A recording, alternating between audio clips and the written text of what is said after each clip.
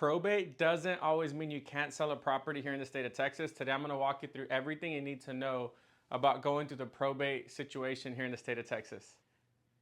So your ability to sell a property in Texas depends on how the estate is set up. And what I mean by that is many times you're going to have an executor or an administrator, and do you have the legal capacity to sell the property? So these are things that you're going to want to have set up, and it all depends on how the estate is situated.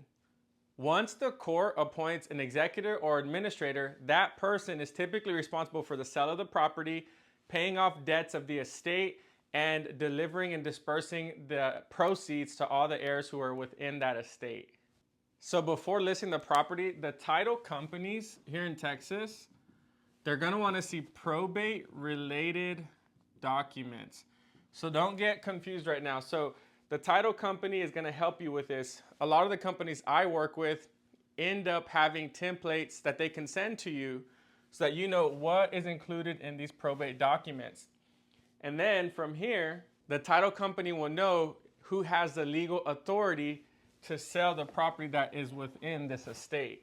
So here's the system I have once you've gone past this part, right? Once you know who's the executor or the administrator of the estate, this is the system that is going to enable you to maximize the value in the estate. So once you know that you're going to sell the property, number one is determining, are you selling the property as is,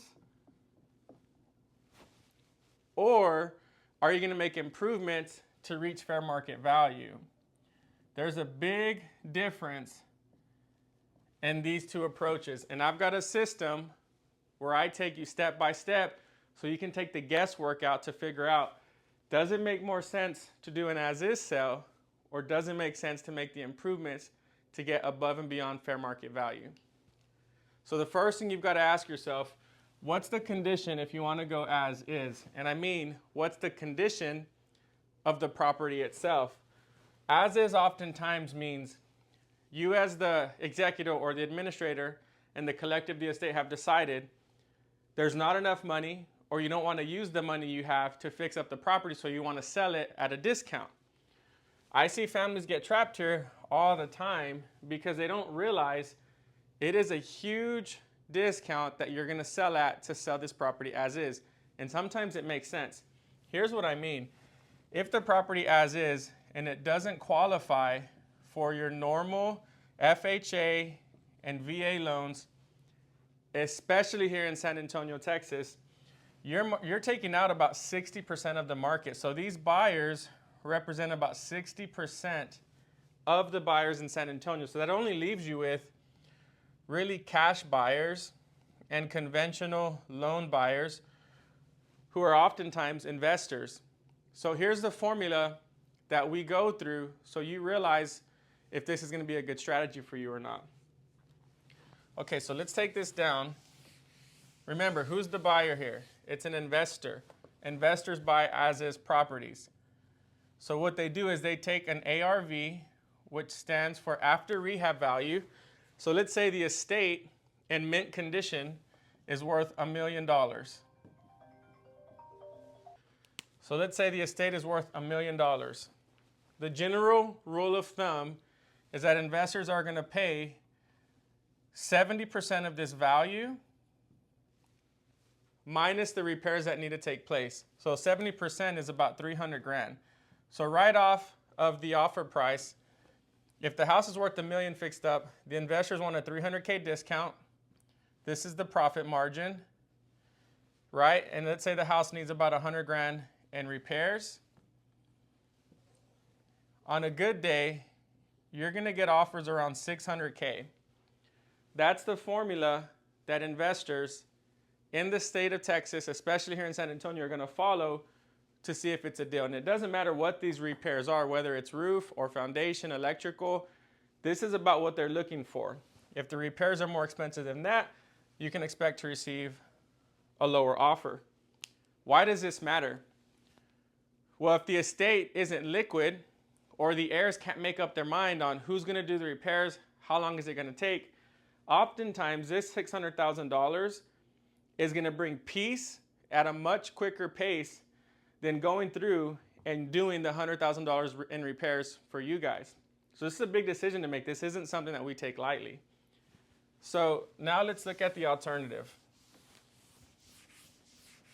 Let's say, same situation, but the estate is not distressed. And what I mean by that is the estate would qualify for an FHA or a VA loan, okay? Same scenario. Let's say the estate is worth $1 million. The house is in mint condition. FHA doesn't go that high, so let's take that out. Let's just say it's a conventional buyer putting 20% down. The house right now is worth $1 million ARV, or fair market value. And let's say it needs some paint. This house is probably going to be somewhere around 3,000 square feet, depending on where you're at in San Antonio. Let's say the paint's going to be about $5,000. It needs some new flooring.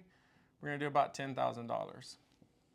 In this situation, if paint and flooring will make a difference on what you can get for the house, I would recommend selling this house at fair market value. Take this money from the estate, get the house show ready, go through a process of staging, professional pictures, and marketing to the biggest pool of buyers so that the estate can get the max dollar.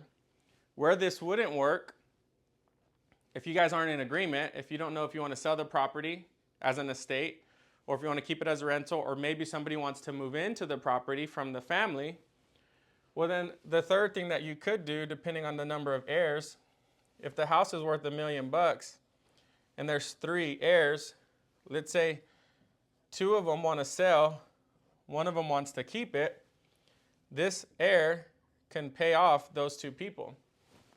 So $1 million times divided by 3, let's call that about $330K. The analytics are going to say that's not exact math, but you get what I'm saying. So this heir needs to pay $333,000 to the other 2, and you could do that by borrowing against the estate as long as the value's there. This is a high-level conversation.